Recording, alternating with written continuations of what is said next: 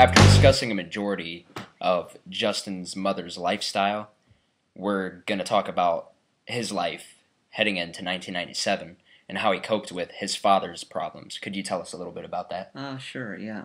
Just like my mother, my father was into alcohol and the marijuana as well. That was their main problem with myself and my brother Jeff. They really couldn't put away the substances to take care of us that much. That's why my dad didn't stay. That most of their arguments were over getting drunk, staying out late. Why could you when I couldn't? And not having enough drugs to go around for each other, That's what they were mostly about. When Justin was first born, his parents wouldn't allow my husband and I to see him because they were punishing us for something that we wouldn't do for them. So I didn't get to see Justin really until he was probably about 5 years old. Looking back at it, growing up like that, it's a wonder that I'm not like them, Justin grew up with violence in his home. His mom and dad were constantly fighting. It was the drugs and the booze. I went over one day to help my son, Justin's father, move out, and as he was walking down the steps with a box of stuff, Justin's mother put her foot on his back and kicked him down the steps.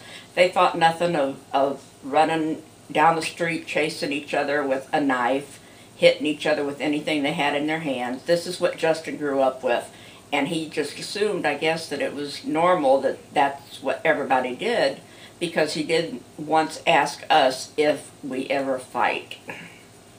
I only spent 7 years of my life with my mother and father, but if you look at my brother Jeff, no disrespect to you, Jeff, but you do drugs and you drink alcohol and stuff like that, and I don't.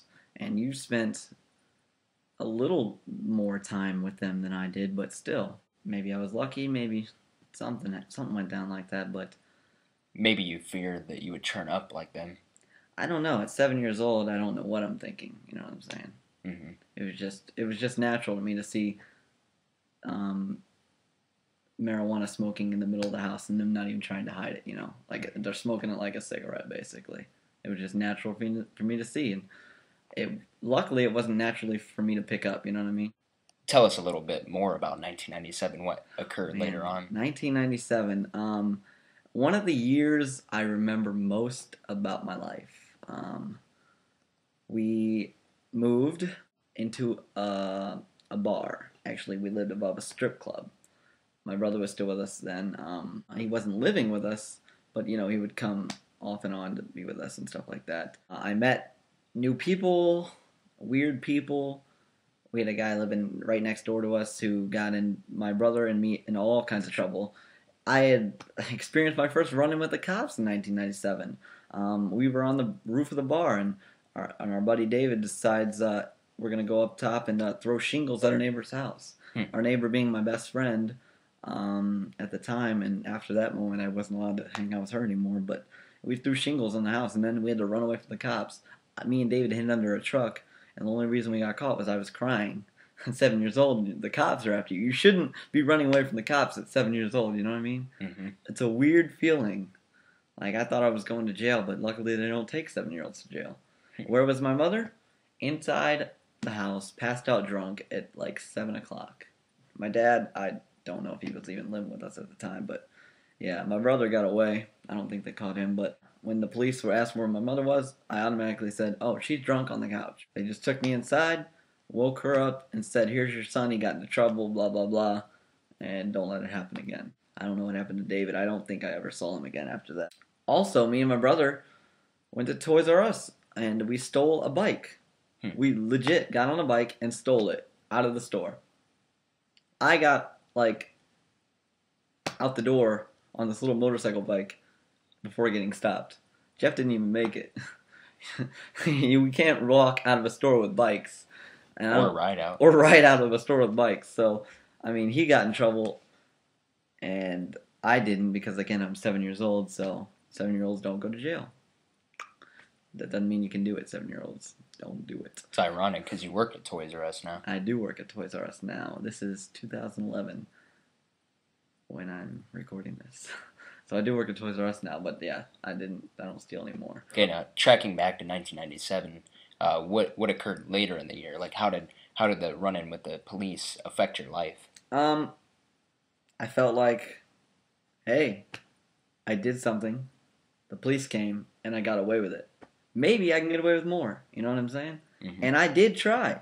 I would steal a lot of stuff. I stole stuff from my friends. I stole bikes. I remember running down the road with my friends' beautiful ninja knives, and like they're older than me, but they were my brother's friends. But I still hung out with them, and I walked into their house with my brother at the time. I saw him laying there, and I ran away like with these ninja knives. They were on the counter. I ran away, and all of a sudden, like they come chasing after me. They're like 15 or 16 or something like that, and I'm like 7 years old running away from a bunch of 15-year-olds, and I'm like just running. I ditch them, and then they meet up with me. They ask where they were, and they can't find them. I told them I didn't have them. So they hold me hostage. Like they're taking me down the road. This is what I was so scared. They took me. And they were walking with me, and they were like pushing me and saying, "Give us the knives back! Give us the knives back!" And the only way, I was afraid they were gonna beat me up. But this lady came. She got out of her car and said, "Leave that boy alone. You kids go home." And they ran away. And then she like took me to my home again. Showed up. It was like in the middle of the day. My mom's passed out drunk on the couch at like 3 or 4 o'clock. Could you tell us what happened in November 1997? Yes. In my life, I like to call it the incident, really. It was a point where my mom was at her lowest point she had ever been at. I forget where we were. I forget what time of day it was. I forget everything except for what went down. It was me, my mother, and my cousin Devin, and we were somewhere in somebody's house. I don't know whose house it was. My mother had been drinking a lot. I was playing with my cousin Devin. I forget even how it happened. But all of a sudden, I'm standing up against the wall, and my mother is beating me. Like, she takes her hand and just starts beating my back as hard as she can. And there was like handprints on my back. My cousin called the cops. It was bad. And that night, I went to go live with my grandma and grandpa. The night that Justin came to live with us, he had been with his aunt for the weekend after his mom was abusive to him. And his aunt brought him over to my house, and he was kind of a stranger to us because we didn't know him. He was 7 years old, and we didn't know him that well because we didn't get to see him that much. But he took right to us, and he just moved in like he'd lived there, like it was just like he had just come home. He just settled right in with us and took everything, that we gave him. He any rules and anything like that, he just took to it right away, and we just loved having him with us. And he was such a little sweetheart at that time. There he was, little bitty thing, 7 years old, no front teeth, no hair, not any bigger than a minute. But his first words when he came in and saw Grandpa was, "Grandpa, I like to fight."